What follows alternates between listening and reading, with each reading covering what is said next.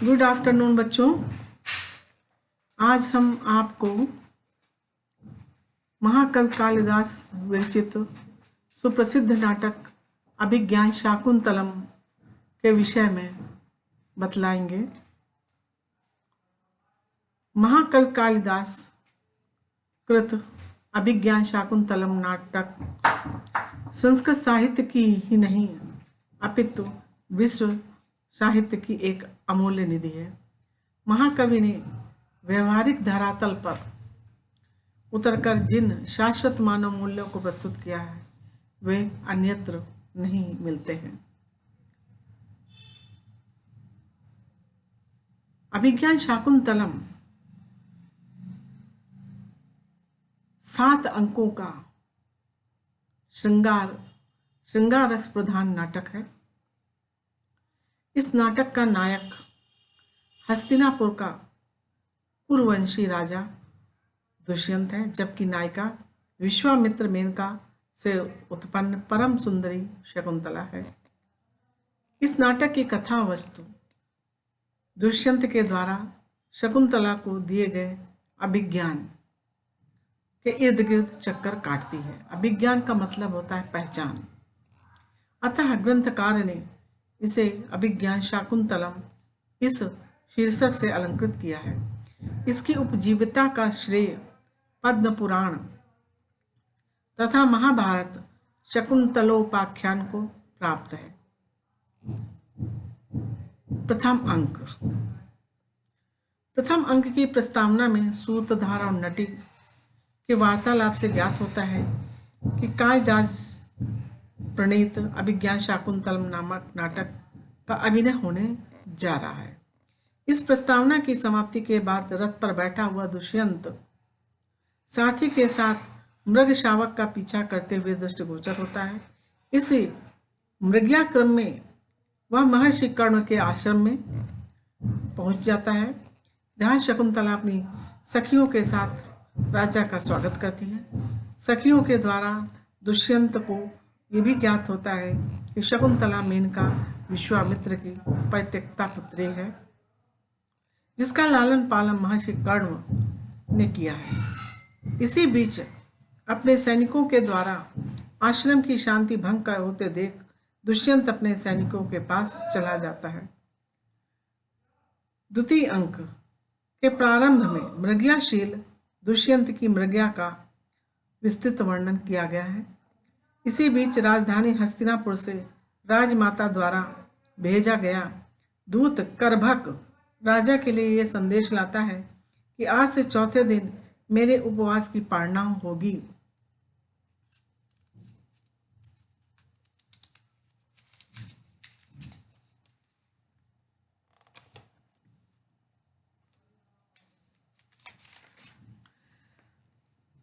उस दिन तुम्हें घर पर अवश्य होना चाहिए। इस संदेश को सुनकर दुष्यंत अपने भ्राता सदृश विदूषक को अपनी संपूर्ण सेना के साथ राजमाता के साथ हस्तिनापुर भेज देता है। तृतीय अंक में विषकंभक के प्रारंभ में कुशाओं को हाथ में लिए हुए कर्ण शिष्य प्रविष्ट होता है। तदनंतर राजा दुष्यंत रंगमंच पर प्रवेश करते हुए चंद्रमा और कामदेव को लक्ष्य करके अपनी काम्यता का वर्णन करता है। इसी समय मालिनी नदी के तट पर एक लता कुंज में पुष्पों की शैया पर लेटी हुई शकुंतला मध्याह्न की तीव्र गर्मी को व्यतीत कर रही है। तब तक दुष्यंत भी उसको ढूंढता हुआ उसी लता कुंज में जा पहुंचता है।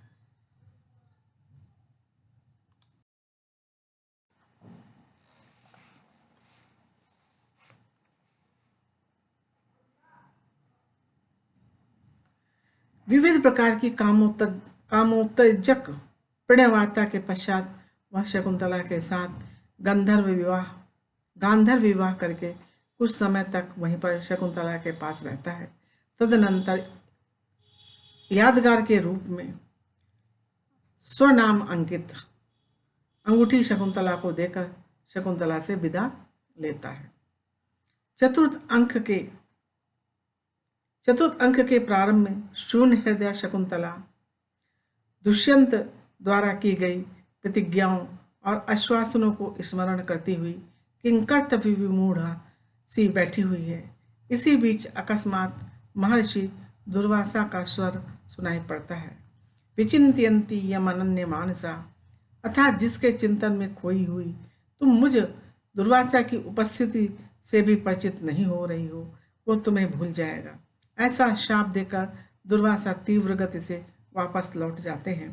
परंतु मार्ग में शकुंतला की सखी प्रेमवदा के द्वारा पौना पुण्य ने अनुनय विनय करने पर दुर्वासा ने बतलाया किसी अभिज्ञान के या आभूषण के दिखलाने पर शाप निवृत्ति हो जाएगी। बच्चों, यही चतुर्थ अंक आपके कोर्स में है, जिसका पूर्व भाग तथा आधा भाग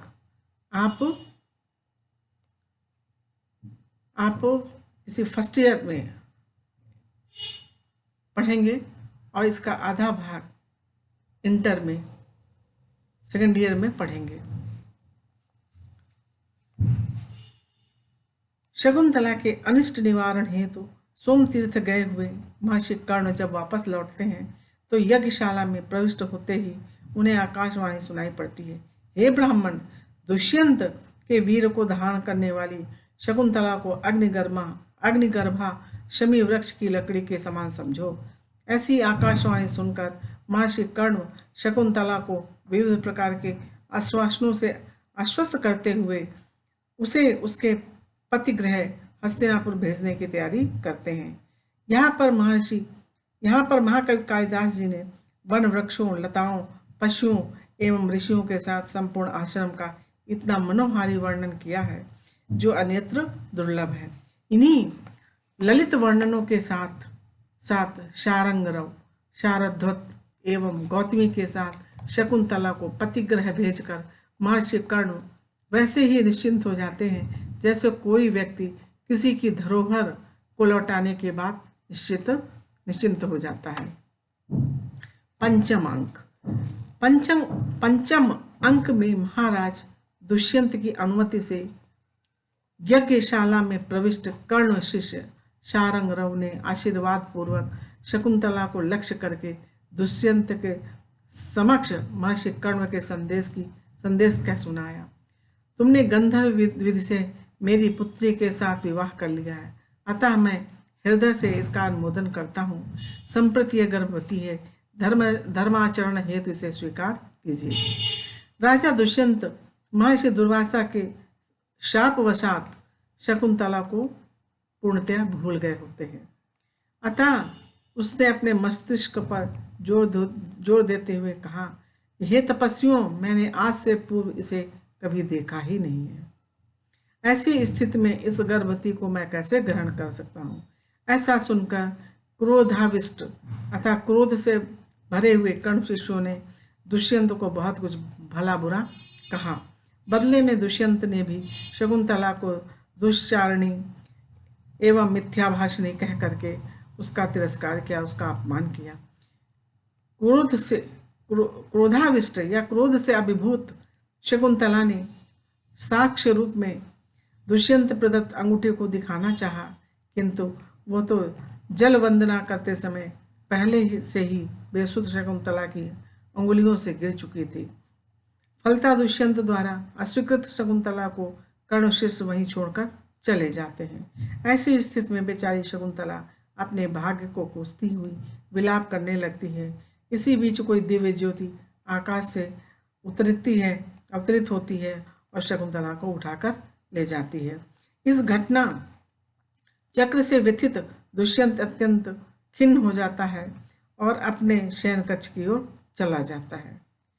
षष्ठम अंक अर्थात छठा अंक, इसके प्रारंभ में धीवर के पास से नाम अंकित रत्न जटित अंगूठी के दर्शन से दुर्वासा के शाप का अवसान होने से तथा शाप खत्म हो जाने से तथा शकुंतला विषयक समस्त क्रियाकलापों के स्मृति पटल पर आ जाने से दुष्यंत पश्चाताप जन्य शोक सागर में निमग्न हो जाता है। वो अत्यंत दुखी हो जाता है जब उसको याद आता है कि मेरा जो है शकुंतला से मिलन हुआ था, मैं उससे मिला था।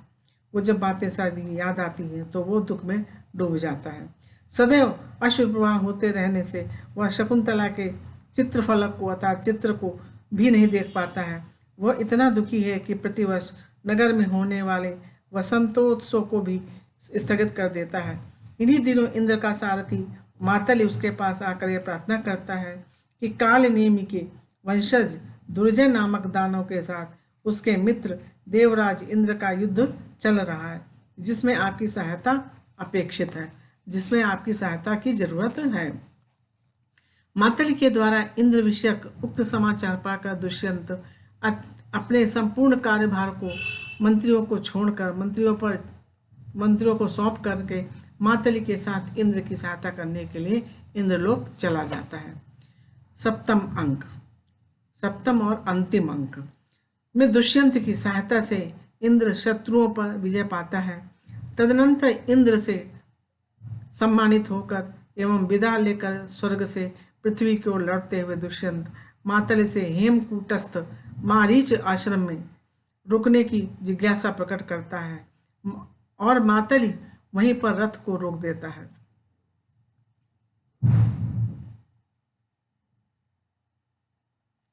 मारीच आश्रम में दुष्यंत की दृष्टि एक ऐसे तेजस्वी बालक पर पड़ती है जो सिंह के बच्चे के साथ खेलते हुए उसके दांत गिनने का प्रयास करता है।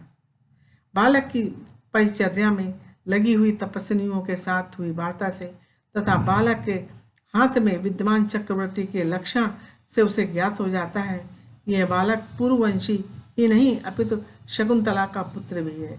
इसी बीच बालक के हाथ में बंधा हुआ अपराजिता रक्षा करंडक नीचे गिर जाता है। दुष्यंत उसे उठाकर पुनः बालक के हाथ में बांध देता है। तब तक शकुंतला भी वहां आ जाती है और दुष्यंत शकुंतला के पैरों पर गिरकर उससे अपने दुर्व्यवहार के लिए क्षमा याचना करता है। महर्षि मारीच की उपस्थिति से अवगत होकर राजा दुष्यंत अपनी पत्नी शकुंतला और पुत्र सर्वदमन के साथ भगवान मारीच के दर्शन करता है और उनका आशीर्वाद पाकर पत्नी शकुंतला एवं पुत्र सर्वदमन के साथ अपनी राजधानी हस्तिनापुर को लौट आता है, जहाँ पर सभी प्रजाजनों के साथ उसका हार्दिक अभिनंदन होता है। बच्चों, ये 7 अंक की कहानी है, अर्थात अभिज्ञान शाकुंतलम नाटक जो है ये 7 अंकों का है और बहुत ही सुंदर, बहुत ही रसमय, आनंदपरक है। अगर इसको पूरा पढ़ें आप तो बहुत ही आनंददायी है, आनंद मिलता है इसको पढ़ने से।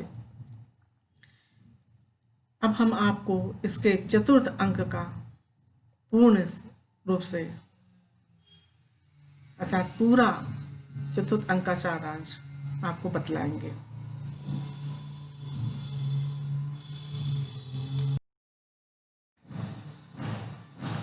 चतुर्थ अंक का सारांश। बच्चों, इस नाटक का प्रारंभ सर्वप्रथम फूल चुनती हुई प्रेमवदा और अनसुईया के आपसी वार्तालाप से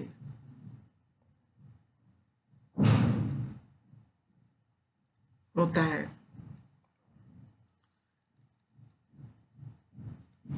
पहले बच्चों आप ये समझ लीजिए कि इसमें पात्र कौन कौन से हैं। अभिज्ञान शाकुंतलम, इस नाटक के नाम से ये तो पता चलता है कि शाकुंतल अर्थात शकुंतला का परिचय, अभिज्ञान अर्थात पहचान, शकुंतला की पहचान, तात्पर्य है अंगूठी से। अंगूठी के इर्द गिर्द पूरी कहानी घूमती है। इसमें शकुंतला मुख्य नायिका है और दुष्यंत प्रमुख नायक। इसमें शकुंतला की 2 सखियां हैं, प्रियंवदा और अनसुईया। शकुंतला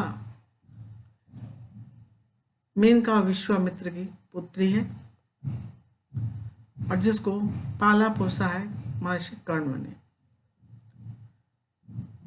वो महर्षि कर्ण के आश्रम में रहती है। नाटक चतुर्थ का नाटक का प्रारंभ जो है फूल चुनती हुई प्रेमवदा और अनसुईया के आपसी बातचीत से होता है। अनसुईया प्रेमवदा से कहती है कि राजा दुष्यंत ने शकुंतला से गांधर्व विवाह तो कर लिया है, परंतु मेरे हृदय में शांति नहीं है। आज ही वो राजर्षि यज्ञ की समाप्ति पर ऋषियों से विदा लेकर के अपने नगर को चले जाएंगे। वहां जाकर इस शकुंतला को याद भी करेंगे कि नहीं याद करेंगे। पर्णशाला में दुष्यंत के ध्यान में मग्न शकुंतला बैठी हुई थी। इसी बीच दुर्वासा ऋषि अतिथि रूप में आश्रम में आते हैं। अतिथि सत्कार प्राप्त न होने पर क्रुद्ध दुर्वासा शकुंतला को श्राप दे देते हैं कि जिसका तू स्मरण करती हुई मुझ जैसे तपस्वी का तू आतिथ्य नहीं कर रही है, वो तेरे याद दिलाने पर भी तुझे याद नहीं करेगा। प्रेमवदा के अनुनय विनय से प्रसन्न होकर दुर्वासा शाप मुक्त होने का उपाय बतलाते हैं कि यदि वह उसके पहचान का आभूषण दिखा देगी तो शाप समाप्त हो जाएगा। अनसुईया और प्रेमवदा शाप की बात न शकुंतला को बताती हैं और न अन्य किसी भी व्यक्ति को, क्योंकि वे समझ रही थी कि दुष्यंत की नामांकित अंगूठी शकुंतला के पास है। वो उसे दिखला देगी तो शाप स्वतः ही समाप्त हो जाएगा। शाप की बात बताने से सभी अकारण चिंतित हो जाएंगे। सोमतीर्थ यात्रा से लौटे महर्षि कर्ण को आकाशवाणी से ज्ञात हुआ कि शकुंतला का गंधर्व विवाह राजा दुष्यंत के साथ हो गया है और वह गर्भिणी है। कर्ण शकुंतला के इस कृत्य का अभिनंदन करते हैं। दुर्वासा के शाप के प्रभाव से शकुंतला को बुलाने के लिए राजर्षि दुष्यंत ने किसी भी व्यक्ति को नहीं भेजा। शकुंतला को पतिगृह भेजने के लिए कर्ण प्रबंध करते हैं। शकुंतला की विदाई की तैयारी होती है। वन वृक्षों द्वारा शकुंतला के लिए रेशमी वस्त्र, पैरों पर लगाने के लिए अलक्तक, महावर तथा विभिन्न अंगों में पहनने वाले आभूषण प्रदान किए जाते हैं। उन्हें लेकर तापस कुमार नारद आता है और उन्हें गौतमी को देता है कि इनसे शकुंतला को अलंकृत कीजिए, सजाइए। प्रेमवदा अनसुईया शकुंतला को सुसज्जित सजाती है। इसी बीच हस्तिनापुर जाने वाले ऋषि शारंगरव आदि बुलाए जाते हैं। ऋषि कर्ण शकुंतला की विदा के समय उसके वियोग में करुण रस से ओतप्रोत हो जाते हैं, भाव विभोर हो जाते हैं। शकुंतला अपनी सखियों और सहचरी मृगियों आदि से विदा लेती है। महर्षि कर्ण शकुंतला को लेकर जा रहे ऋषि कुमारों के द्वारा राजा दुष्यंत के लिए संदेश भेजते हैं। वो कहते हैं कि आप अपने उच्च कुल के अनुसार शकुंतला की स्नेह प्रवृत्ति पर विचार कर अपनी अन्य पत्नियों के सदृश इससे भी व्यवहार करें। महर्षि कर्ण सामान्य गृहस्थ पिता के समान पतिगृह जाती हुई पुत्री को व्यवहारिक उपदेश देते हैं। कहते हैं कि पतिगृह पहुंचने पर सास ससुर की सेवा, परिजनों के प्रति सहृदयता, पति के प्रति कभी भी विरुद्ध आचरण न करना, अहंकार न करना आदि कर्तव्यों का पालन करना चाहिए। कर्ण से विदा लेते हुए शकुंतला पूछती है कि मैं अब पुनः इस आश्रम में कब आऊंगी। कर्ण आशीर्वाद देते हुए कहते हैं कि दुष्यंत से उत्पन्न पुत्र को राज्यभार सौंपकर अपने पति के साथ इस आश्रम में शांति लाभ के लिए पुनः आओगी। तत्पश्चात गौतमी और ऋषि कुमारों के साथ शकुंतला पति ग्रह के लिए प्रस्थान करती है। दोनों सखियां शकुंतला से रहित सूने आश्रम में प्रवेश करती हैं। कर्णपुत्री को पति के घर भेजकर हार्दिक प्रसन्नता व संतोष का अनुभव करते हुए कहते हैं कि अर्थो ही कन्या परिकीयो तामद्य संप्रेष परिगृहीत जातो ममायम विशदा प्रकामम प्रत्यर्पित न्यासीवंतरात्मा। वास्तव में कन्या पराया धन होती है। आज उसको पति घर भेजकर मेरी आत्मा उसी प्रकार शांति का अनुभव कर रही है जैसे किसी ने रखी हुई धरोहर को वापस कर दिया। बच्चों, ये चतुर्थ अंक का सारांश है। इसके आगे की कहानी अभी हमने आपको सब बतलाई है। पूर्व की कहानी और आगे की कहानी सारी हमने आपको बतला दी है। दुष्यंत और शकुंतला से उत्पन्न पुत्र का नाम सर्वदमन होता है। आगे इसी के सर्वदमन के नाम से इसका नाम आगे भारत पड़ा। भरत से भारत पड़ा, भरतवंशी कहलाए। भरतवंश में उत्पन्न होने के कारण भारत नाम पड़ा, देश का नाम भारत पड़ा। ठीक है बच्चों, ये समाप्त हो गया। और इसके अभिज्ञान शाकुंतलम के श्लोकों की शुरुआत हम अगली कक्षा में करेंगे, पढ़ाएंगे। धन्यवाद बच्चों।